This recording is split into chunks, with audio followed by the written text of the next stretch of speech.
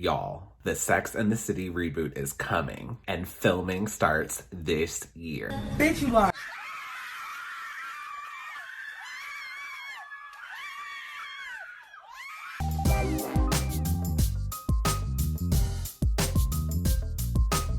The Sex and the City reboot is coming and filming starts this year. Let's talk about it. Before we get started, if you're new to my channel, this is DimitriTube and I am a new YouTuber. I'm trying to grow my channel, so if you're enjoying this video, please pound that like button, pound that subscribe button, and ring that notification bell. It helps me out a lot.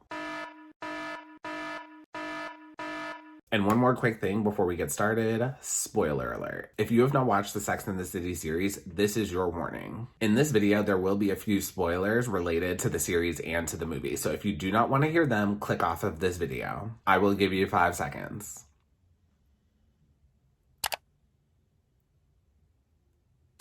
Okay, let's get started. Sex and the City is a show that aired between 1998 to 2004 on HBO. It was originally adopted from the book written by Candice Bushnell with the same name. The show is a comedy that follows 4 women in New York City as they navigate their dating lives and their sex lives. The show explores their friendships as well as their relationships with men. This show was groundbreaking for how it tackled issues regarding sex, femininity, promiscuity, as well as many other relevant social issues. Also, the fashion. And we cannot forget the fashion on the show. These women and the stylists of the show gave us so much fashion. And not only that, Carrie took a lot of fashion risks. Because let's be real, some of her outfits were a mess. But nonetheless, it was still amazing to watch. Now let's just start with the drama controversy because I know that's the main reason y'all clicked on the thumbnail. Sex and the City was an amazing show, but the show ended on a very sad note. So the fans demanded that they release a movie or some kind of after show to tie everything together. That's when the first Sex and the City movie was released in 2008, 4 years after the show ended. This is easily one of my all-time favorite movies. Love, love, love this movie. And it did so well in the box office that the creators were immediately offered a second movie shortly after the release. Now, Sex and the City 2, on the other hand, was a huge flop and a terrible movie.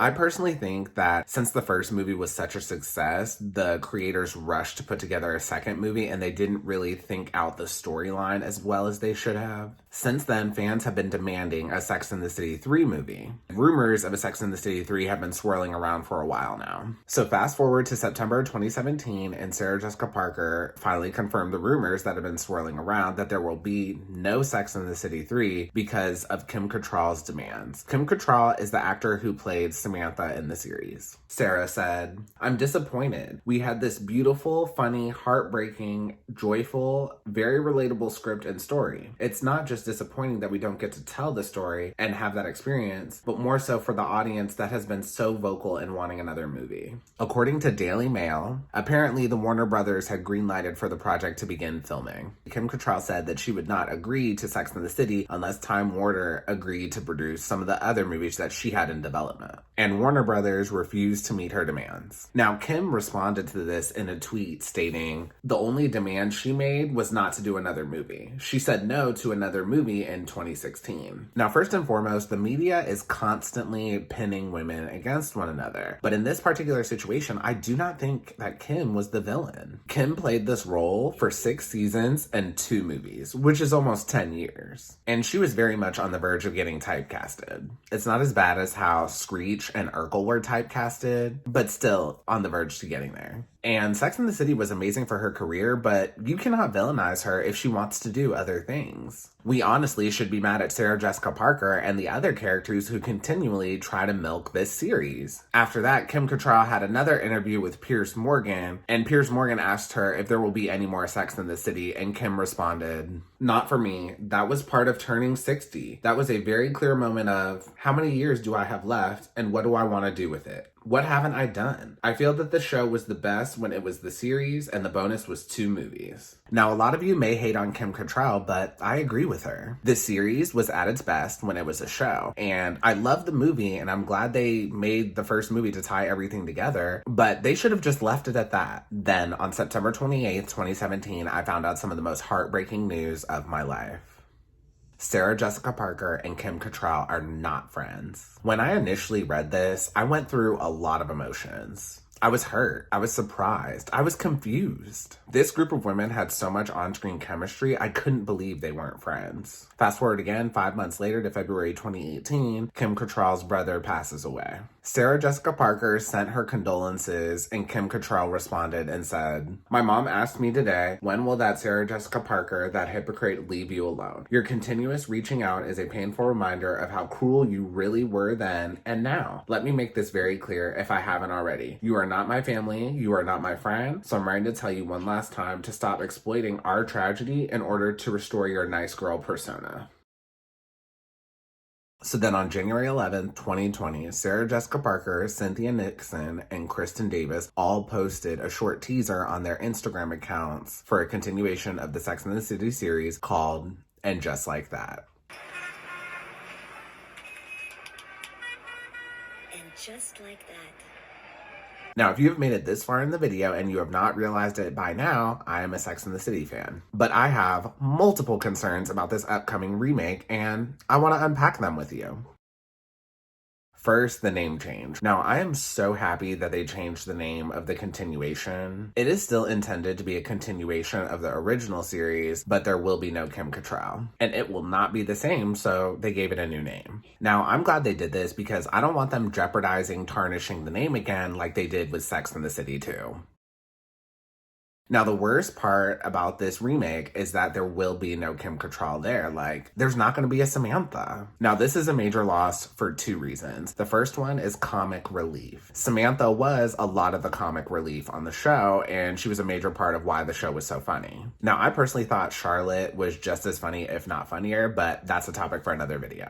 Now, reason number two, Samantha would have the best storyline. At the end of the Sex and the City movie, Samantha chose herself. And as a woman, heading into older age with no family and no children, that would have been a very interesting storyline. And in my opinion, this would have been the most interesting storyline because what does this actually look like? This is a storyline that I haven't really seen before, and I'm sure a lot of you have not seen that storyline as well. And also, out of all of the women, she would likely rely on her friendships the most out of all of them because she's the only one without an immediate family, and there was never a mention of her other family on the show. Outside of maybe Golden Girls, we really have not seen a storyline like that. And even on Golden Girls, 3 of them were widowed and 1 of them was divorced. So this is completely different in the fact that Samantha just chose herself and she chose to be single. And this is where the writers will really have to get creative here because killing her character or just saying she moved out of New York would be kind of cheap because Samantha loved New York. And replacing her likely won't be the best move either because it's just not going to be the same chemistry. Which is, again, another reason why I'm glad they changed the name. Because if they do replace her, it's technically a new show. Now, my next concern with this show is New York City and working with Coke. And a lot of the storylines and the problems they had on this show only existed because they were in New York City. And the show glamorized New York City. Literally, after watching the show, you're like, oh my god, I need to move to New York City and date men. They plan to start filming in the late spring, and New York City is not the same New York City as before the corona pandemic. They spent so much time in restaurants, bars, clubs, museums, art galleries, fashion events, etc. They definitely emphasized a going out culture, but how will they go out if everything's closed? Now, I'm optimistic and I do think New York City will bounce back, but will it bounce back that soon? Like, I don't know if you'll be able to have 50 people or more in a room within the next 6 months. Also, they are older now. Older people were the ones advised most to stay home during the pandemic. I hope we're not going to just watch them on Zoom calls for the entire series because that would just be traumatizing. But this could easily be fixed, and I do have a recommendation. After the 9/11 attacks in 2001, Sex and the City did not mention it, and they didn't even include it in the storyline of their show. They just pushed the show forward as if it never existed. Now, I don't know if they mentioned something when the show originally aired because I didn't watch the show for the first time until like 2013. But I don't think they ever mentioned anything. If I'm wrong, please let me know below in the comments. Now, I think they should do the same thing with Corona. They should just act like it never happened. Or they can base the show in 2018 or 2019 before the pandemic even started. But again, this is tricky because filming in 2021, who knows if you'll be able to have a lot of people in the room by the time they start filming.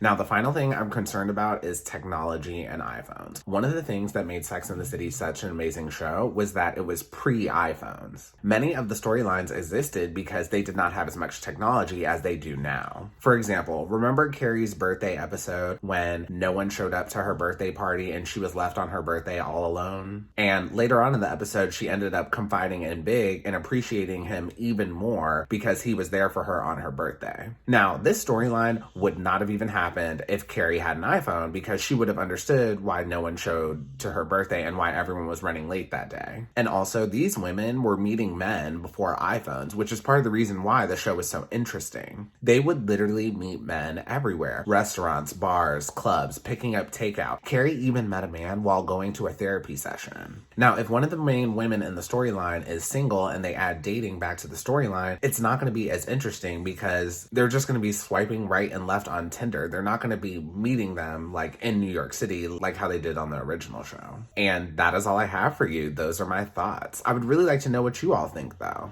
Do you agree or do you disagree? Was there another possibility for the show that I had not mentioned in this video? Please let me know in the comments below. I really would like to know what you guys think. And also, if you enjoyed this video, please pound that like button, pound that subscribe button, and ring that notification bell. And share with a friend who also enjoys Sex and the City. And lastly, I will say I am skeptical about this Sex and the City remake called And Just Like That, but let's be real, I'm still gonna watch it. I have to. I'm a huge fan. And that is all I have for you. Have a good one. Bye.